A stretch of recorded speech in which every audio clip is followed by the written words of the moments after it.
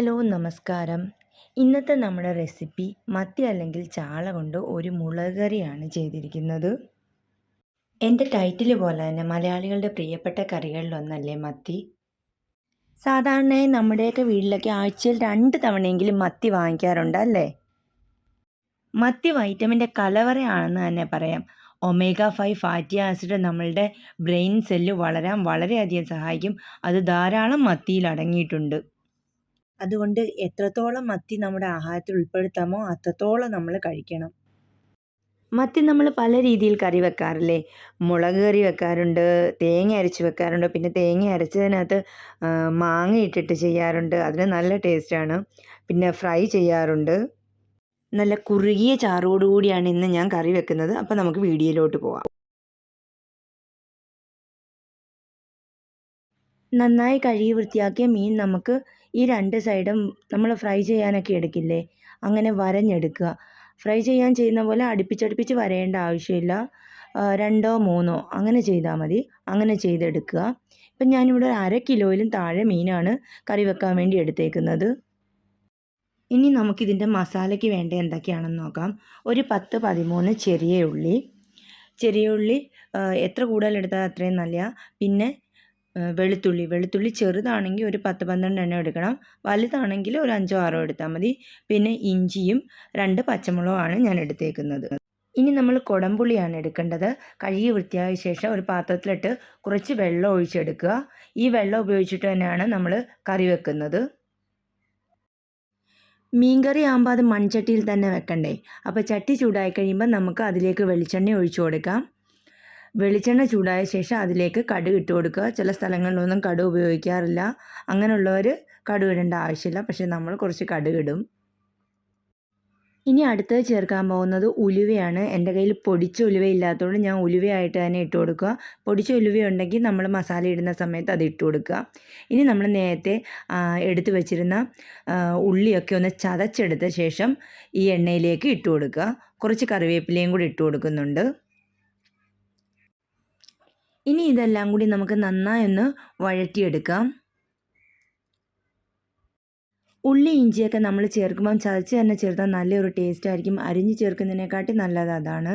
ഇനി നമുക്കിതിലേക്ക് ഒരു 1/4 ടീസ്പൂണിനെക്കാട്ടി കുറച്ചും കൂടെ കൂടുതൽ മല്ലിപ്പൊടി ഇട്ട് കൊടുക്കാം. ഇനി മുളക് പൊടിയാണ് ചേർത്ത് കൊടുക്കുന്നത്. ഒരു 2 ടീസ്പൂണോളം മുളക് പൊടി ചേർത്ത് കൊടുക്കുക. എരിവുള്ളതാണെങ്കിൽ മുളക് പൊടിയുടെ അളവ് കുറയ്ക്കണം. കാശ്മീരി മുളക് പൊടിയാണെങ്കിൽ നല്ലൊരു കളറ് കിട്ടും. അതിന് വേണ്ടി ഞാൻ ഇതിലേക്ക് മല്ലിപ്പൊടി ചേർത്ത് കൊടുക്കുന്നില്ല. ഇനി ഒരു 1/2 ടീസ്പൂണ് കുരുമുളക് പൊടിയും കൂടെ ചേർത്ത് നന്നായി ഒന്ന് ഇളക്കിയെടുക്കാം. ഈ പച്ചമണമൊക്കെ മാറി മസാലയൊക്കെ ഒന്ന് നന്നായിട്ട് ഒരു സ്മെല്ല് വരണം. അതിൻ്റെ ഒരു ഫ്രൈ ആവുന്നതിൻ്റെ ഒരു സ്മെല്ല് കിട്ടണം. ഇനി അടുത്തതായി നമ്മൾ ഇതിലേക്ക് ചേർക്കാൻ പോകുന്ന ഒരു തക്കാളിയാണ്. ഒരു അത്യാവശ്യം വലിപ്പമുള്ള ഒരു തക്കാളി ചെറുതായിട്ടരിഞ്ഞ് ചേർത്ത് കൊടുക്കുക. തക്കാളി ചേർക്കാത്തവരാണെങ്കിൽ അതിൻ്റെ ആവശ്യമില്ല. ചിലപ്പോൾ ഞാൻ മീൻകറി വെക്കുമ്പോൾ മുളക് കറി വെക്കുമ്പോൾ തക്കാളി ചേർക്കാറില്ല. ഇനി നമ്മൾ നേരത്തെ എടുത്തു വെച്ചിരുന്ന ആ പുളിയില്ലേ, ആ പുളിയും ആ വെള്ളവും കൂടെ ഈ മസാലയിലേക്ക് ഒഴിച്ചു കൊടുത്തിട്ട് ഒന്ന് തിളപ്പിക്കാം. ചെറുതായിട്ടൊന്ന് ചൂടാകുമ്പോൾ നമുക്ക് അതിലേക്ക് ആവശ്യത്തിനുള്ള വെള്ളം ഒഴിച്ചു കൊടുക്കുക. നമ്മളുടെ മീൻ മുങ്ങിക്കിടക്കാനുള്ള അത്രയും അളവിൽ വെള്ളം ഒഴിച്ചു കൊടുക്കണം. മത്തി നെത്തോലിയൊക്കെ ആകുമ്പോൾ അധികം വേവേണ്ട ആവശ്യമൊന്നുമില്ല. അപ്പോൾ നമ്മൾ അതിനനുസരിച്ചിട്ട് വെള്ളം ഒഴിച്ചു കൊടുക്കുക. ഇനി നമുക്ക് ആവശ്യത്തിനുള്ള ഉപ്പിട്ട് കൊടുക്കാം. ഇനി നമുക്കിതിന് അത്യാവശ്യം ഫ്ലെയിം കൊടുത്തിട്ട് തിളയ്ക്കാൻ വേണ്ടി അനുവദിക്കാം. ഈ നന്നായിട്ട് തിളച്ച് കഴിയുമ്പം ഈ കറിക്ക് ഉപ്പുണ്ടോയെന്നൊന്ന് നോക്കുക.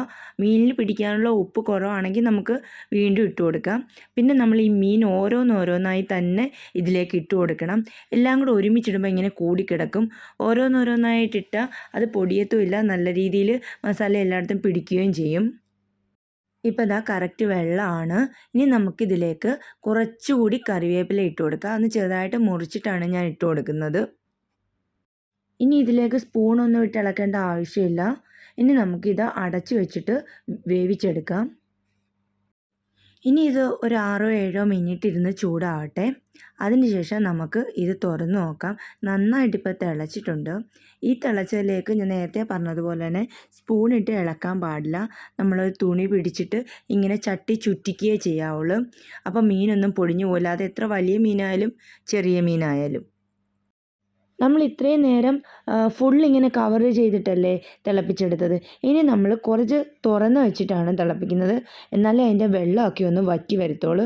അപ്പോൾ എല്ലാം കഴിഞ്ഞിട്ട് നന്നായിട്ട് വെള്ളമൊക്കെ പോയി നല്ല സ്മെല്ല് കിട്ടുന്നുണ്ട്.